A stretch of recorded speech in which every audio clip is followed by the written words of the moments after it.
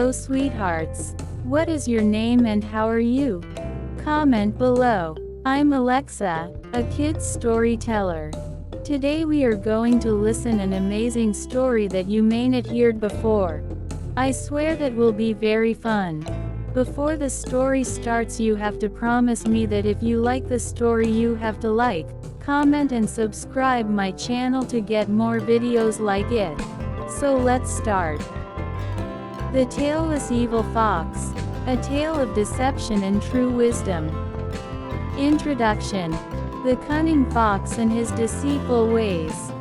Deep in the heart of a vast and wild jungle, where the trees stood tall and the rivers flowed with crystal clear water, lived a cunning and selfish fox named Vikru. Vikru was not just any fox. He was the most deceitful creature in the entire jungle. He thrived on tricking others. He would fool the smaller animals, steal food from the birds, and manipulate his fellow foxes for his own benefit. His sharp mind and silver tongue made him feared, but he was not truly respected. Among the animals of the jungle, there was a saying, "Beware the words of Vikru, for they carry poison." Despite all his tricks, Vikru had one great source of pride, his long, bushy tail.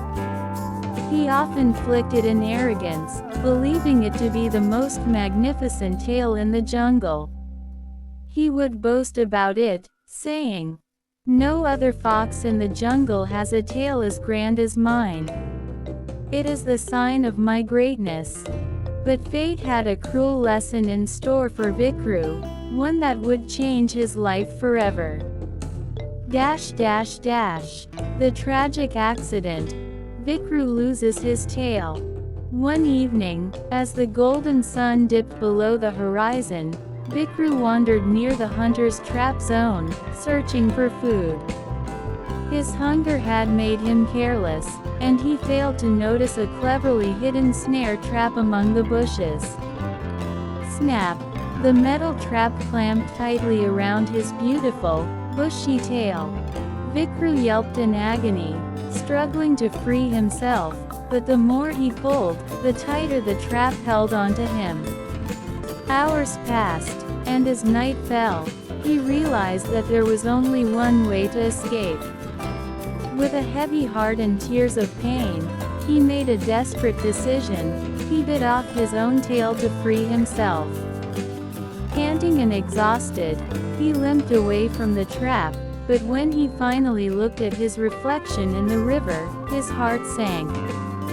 His pride, his beautiful tail, was gone. All that remained was an ugly, stubby end, making him look strange and weak. Vikru howled in rage and sorrow. He knew that if the other animals saw him like this, they would mock him, and he could never again hold the same power over them. That was when a wicked idea formed in his mind. If he could not have a tail, no one should. The fox's deception. A clever plan. Determined to turn his misfortune into an advantage, Vikru called for a grand meeting of all the foxes in the jungle. The foxes, curious about why Vikru had summoned them, gathered in a large open clearing under the moonlight. But when they saw him standing without his tail, whispers of shock and laughter spread among them. "What happened to your tail, Vikru?" one of them asked. Vikru, knowing that admitting the truth would make him a laughingstock, put on a confident smile and flicked his stubby tail proudly. "My friends, you laugh because you do not yet understand the great wisdom I have discovered," he declared. The foxes looked at each other in confusion. Vikru continued, "I have freed myself from a useless burden. For too long, we have been dragging these heavy tails behind us, making it easier for hunters to catch us. Look at me, I am free, fast, and smarter than ever. If you wish to be truly wise, you must do as I have done. Cut off your tails and join me in this new way of life. Dash dash dash. The moment of truth. A voice of wisdom. The foxes gasped. Some of the younger ones, impressed by Vikru's words, began considering his suggestion. Is he right? One whispered. Maybe we should all cut off our tails. Another murmured. But before the foolish idea could spread, an old, wise fox named Rohan stepped forward. His fur was graying, and his eyes held years of wisdom. He had seen many tricks in his lifetime, and he could see right through Vikru's deception. Rohan let out a deep chuckle. Ah, Vikru, your clever tongue has fooled many before, but not today. Vikru's smile faltered. What do you mean, old one? Do you doubt my wisdom? Rohan shook his head. I do not doubt your words, I doubt your honesty. Tell us the truth. Did you cut off your tail by choice, or was it taken from you?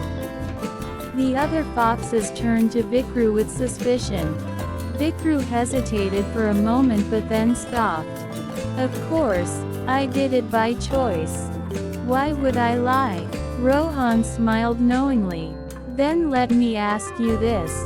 If your tail was so useless, why did you have it for so long? And why did you never tell us this wisdom before today? The younger foxes suddenly paused. The question made sense. Vikru opened his mouth to speak, but no words came. He was trapped in his own lie. Rohan took a step closer.